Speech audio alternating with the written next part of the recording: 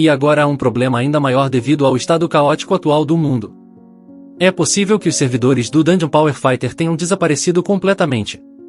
Se isso aconteceu, Kim Min-junho se pergunta qual foi o sentido de voltar à Terra em primeiro lugar.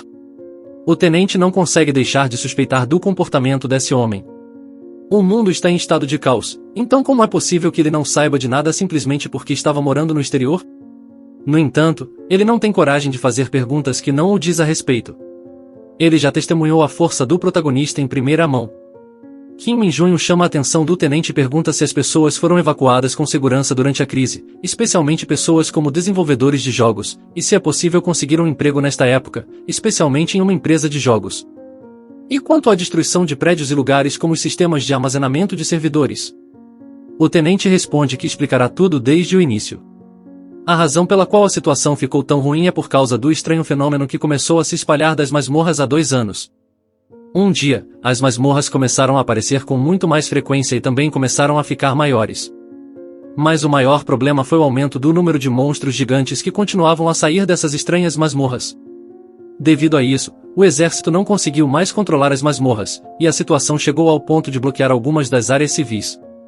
Desde então, o exército tem tentado diferentes métodos para contra-atacar, mas eles estão em falta de mão de obra. Kim Min-junho está extremamente decepcionado ao ouvir essa explicação. Ele não se importa com esses assuntos. A única coisa que ele quer saber é se as empresas de jogos estão indo bem, porque ele quer jogar Dungeon Power Fighter. O tenente pergunta ao protagonista quantos anos ele tem, e ele responde que provavelmente tem 21 anos. O tenente sugere que ele se aliste no exército em breve, já que metade dos seus 20 anos está prestes a evaporar no ar. Kim Min-junho não entende. O serviço militar obrigatório costumava ser de 5 anos para a Corporação dos Caçadores e 3 anos para as tropas regulares.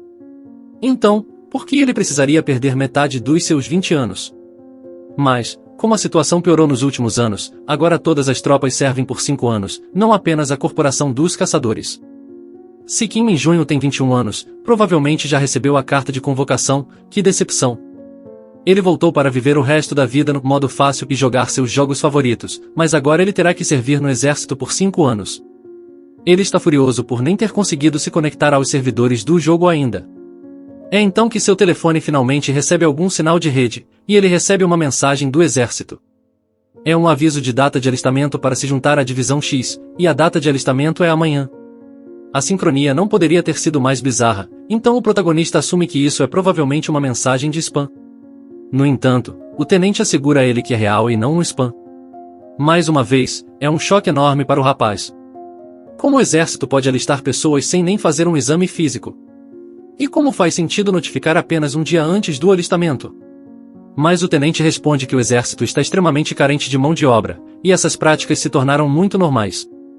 Quanto ao aviso, ele tem certeza de que simplesmente o viu tarde demais. Ele sugere que Kim Min-junho vá até a Lan House perto do centro de evacuação e verifique seu status pessoalmente. A menção da Lan House enche Min-junho de nova vida. Quando seus pais desapareceram, ele se trancou em casa e jogou jogos. Mas então ele foi convocado. Quando estava no 12º ano, sem nenhum amigo, e após anos de sofrimento, ele teve a experiência do paraíso esquecido da humanidade em uma Lan House onde o serviço de seus games favoritos ainda estava vivo, e ele podia jogar o quanto quisesse. Enquanto passa horas neste refúgio, ele pede toda a comida rápida que sentiu falta de comer em seu mundo anterior. Até a garçonete fica chocada ao ver o quanto ele pode comer. Agora que sua necessidade de jogar foi atendida, finalmente pensa como o mundo mudou completamente. Ele verifica as notícias na internet, e tudo o que o tenente disse é verdade, incluindo a data de alistamento que ele foi notificado anteriormente por mensagem de texto, com a data de vencimento para amanhã. Se ele tivesse todos os seus poderes de Sgav, teria sido capaz de limpar todas as dungeons sozinho, mas por algum motivo, seu corpo está completamente esgotado da energia demoníaca, que é a principal fonte de sua magia negra. No entanto, não é como se ele estivesse indefeso. Na verdade, ele está confiante de que ainda pode limpar todas as dungeons sozinho. Depois de pensar por alguns minutos, ele grita com sua nova ideia. Se isso significa salvar seus jogos favoritos de serem eliminados, ele se propõe a resolver tudo sozinho. No dia seguinte, ele se dirige ao Centro Nacional de Defesa conforme as instruções de alistamento. Ele fica surpreso ao ver tantas pessoas que vieram com o mesmo propósito. Alguns estavam se despedindo de suas famílias, e outros de seus amores. Não importa para onde ele olhe, ele se diverte com as expressões tristes de todos. Então, o anunciante chamou todos os soldados para se apresentarem imediatamente no auditório. Acho que o exército não é mais como costumava ser, mas Kim Min-junho duvida que será tão difícil quanto esteve em Isgard. Dentro do auditório, os comandantes estavam gritando e xingando os novos recrutas para mostrar disciplina e ficar em pé direito. Eles soltam palavrões em cada frase e forçam um clima miserável em cada soldado. Os recrutas ficam surpresos ao ver esse tratamento horrível antes mesmo de começar, e Kim Min-junho fica surpreso ao ouvir esses insultos fracos em comparação com seus professores espartanos de Isgard. Em contraste, os instrutores militares são realmente legais. Foi quando o comandante do batalhão subiu ao pódio e pediu a atenção de todos antes de começar as agendas. Ele pediu aos novos recrutas que levantassem as mãos se quisessem se candidatar à corporação dos caçadores se ainda não tiveram tido a chance. Ele incentivou os recrutas, dizendo que a corporação dos caçadores recebe um tratamento diferente e tem um salário base muito mais alto. No entanto, ninguém levantou a mão. O comandante informou aos recrutas que isso é apenas uma formalidade por enquanto, não há necessidade de ficar tão nervosos, mas parece que ele perdeu alguém na multidão. Um único voluntário tinha levantado a mão, é claro, ninguém menos que Kim Min-junho. O comandante pediu para o voluntário se apresentar imediatamente. Seguindo a primeira ordem de seus superiores, ele se impulsionou contra o chão com tanta força que o solo se rachou. Quando ele saltou para o ar, voou bem acima das cabeças de todos. Ele pousou majestosamente no topo do pódio, e o comandante do batalhão não pôde fazer nada além de olhar para ele com imensa surpresa. É nesse momento que ele se apresenta como recruta Kim Min-junho e diz que gostaria de se candidatar à corporação dos caçadores. Foi assim que começou a lenda do maior caçador que já existiu na Terra. A história continua nas regiões do norte de Isgard, uma área escura e desolada, montanhosa, cheia de penhascos rochosos e poeira sem vida que envolve a atmosfera. Não há muitas pessoas habitando o local, talvez seja por isso que tem a reputação de cânion esquecido. O interior de uma caverna profunda e escura possui um brilho de luz dentro dela, enquanto ouvimos a voz de alguém. Então, o que estou dizendo é, murmura o protagonista Kim Min-junho. Este trabalho de mago negro não tem fim. Ele fala a verdade, este trabalho é muito mais difícil do que ele imaginava, e ele definitivamente acreditava que o Mago Negro era uma das piores classes de personagens lá fora. Ele está sentado no topo da cabeça de uma aranha, que está ali no chão, sem vida, deixando pisar nela. Ele entra em um monólogo. Mesmo que tenhamos habilidades insanas, se ficarmos sem energia demoníaca, tudo é em vão. Isso era verdade, os magos negros tinham uma grande dependência de sua energia demoníaca, que servia como sua versão de mana. Não é como se ela se restaurasse naturalmente como a mana dos magos regulares. Ele pensa no mago branco quando diz isso. O mago branco sempre teria mana dentro dele. Na verdade, todo o lema dele é que a mana está sempre dentro de você, basta chamar, selecionar, apenas coletar. Mas os magos negros não tinham esse tipo de escolha em sua vida. A única maneira de verdadeiramente repor a energia demoníaca é matar monstros que a possuam e depois drená-la deles. O herói percebe que não é muito eficiente repor a energia demoníaca usando-a, e também percebe que sua imagem como mago negro resultará nele nunca encontrando membros para o grupo. Ele vai estar sozinho em cada batalha, e isso por si só é uma tragédia. É um pouco louco, mas se ele ficar sem energia demoníaca em uma masmorra, provavelmente morrerá. Então, por que ele está sorrindo e de bom humor? Bem, ele tem uma pergunta própria. Qual é o melhor método para um mago negro restaurar energia demoníaca e também retê-la? Ele pergunta enquanto está sentado junto a uma fogueira, esperando por alguém responder. Com quem ele está falando? Bem, acontece que não há ninguém para responder a ele porque todos ao seu redor estão mortos. Embora não sejam pessoas, são grandes aranhas venenosas da caverna que podem facilmente arrancar a cabeça de alguém com um único movimento rápido de seus dentes. Kim está sentado em uma das 50 aranhas que ele matou, todas quase explodidas com um líquido verde saindo de seus corpos, com grandes buracos se destacando de dentro delas. Ele ouve um grande estrondo atrás dele, algo perfurando o chão onde ele está. Ele olha para trás através de sua visão periférica e percebe que atrás dele está o chefe oculto da masmorra esquecida, Arachestes, uma aranha gigantesca 5 vezes maior do que qualquer uma que ele já tenha enfrentado. Seus grandes olhos vermelhos, dentes afiados e garras tipo pinça estão encarando Kim enquanto ela salta em sua direção. Kim tenta conversar com a criatura, mas rapidamente percebe que é apenas uma criatura vazia, sem autocontrole sobre o que faz. Arachestes olha para os cadáveres de todos os seus filhos e solta um grito grande, aterrorizante rugido que simplesmente não afeta Kim.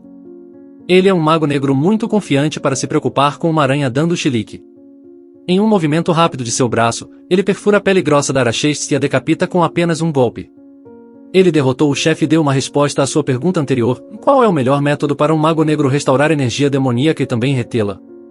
Bem, segundo Qin Minjunho, a resposta é derrotar monstros com a sua força total.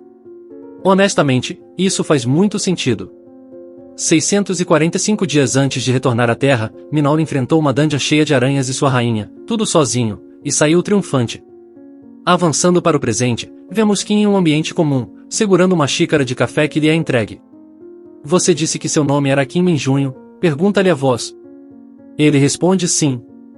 O homem de uniforme militar então pede para ele esperar, pois uma tropa da Corporação dos Caçadores passará por ali. Qin agradece ao homem e reconhece que o café foi feito pelo comandante do batalhão, o que é importante para Qin. O homem se senta com Qin e faz algumas perguntas pessoais. Parece que você está entusiasmado. Por que se candidatou à Corporação dos Caçadores? Pergunta o homem. As coisas estão bem ruins atualmente, e a maioria das pessoas está pressionando para voltar ao exército regular, apesar de terem habilidades especiais. Por que você quer estar na Corporação dos Caçadores em particular? Pergunta o homem. Qin simplesmente responde dizendo que tem alguns negócios inacabados nas dungeons. Ambos ficam olhando um para o outro de forma constrangedora por um minuto antes de explodirem em risos diante da absurdidade da resposta de Qin. O comandante do batalhão então diz a ele que, como Qin é tão engraçado, não cobrará pelo piso do auditório que ele quebrou.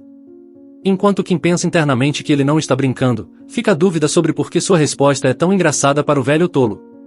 Aqui obtemos algum contexto: em todas as masmorras na Coreia são gerenciadas pelo exército, e não por qualquer regimento, mas pela Corporação dos Caçadores, uma unidade de soldados altamente habilidosos.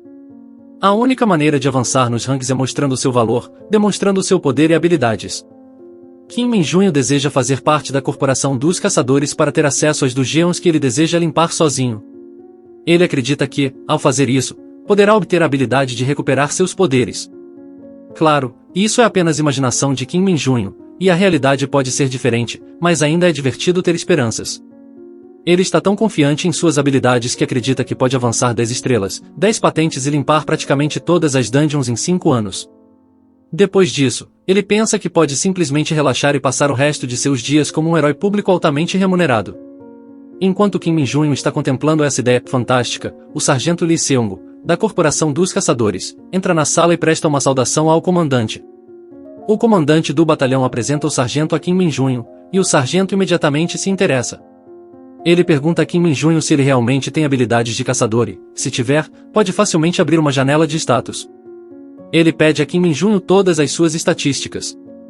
Esse sargento parece irritar Qin Minjunho. O que há de errado com esse cara? Ele pensa consigo mesmo.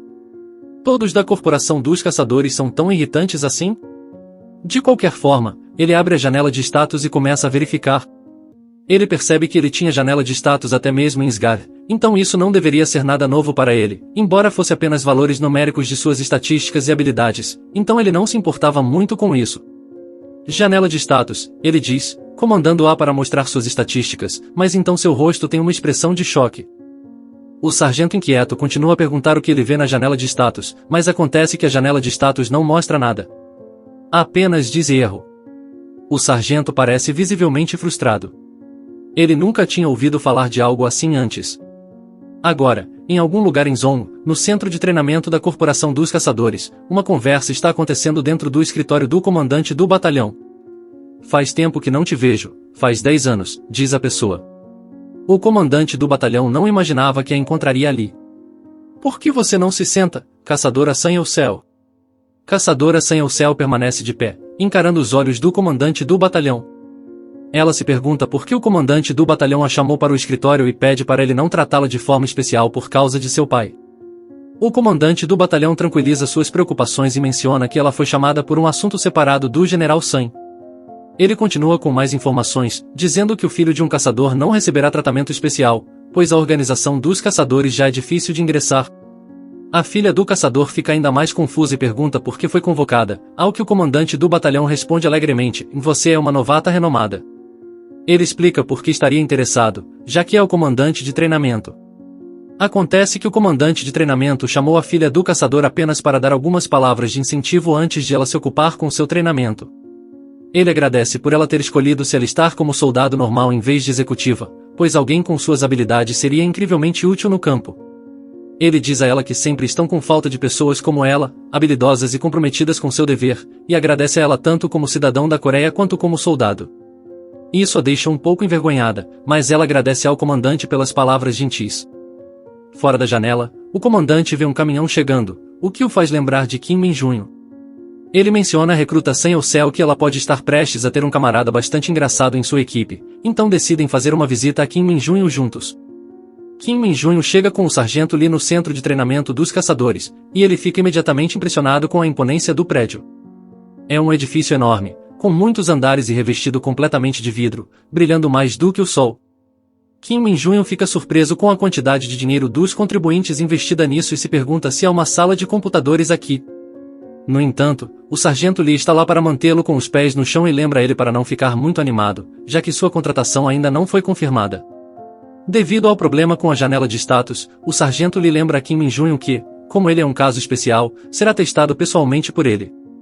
É óbvio que Lee não gosta muito dele, pois diz que, se dependesse dele, o enviaria imediatamente para a polícia militar.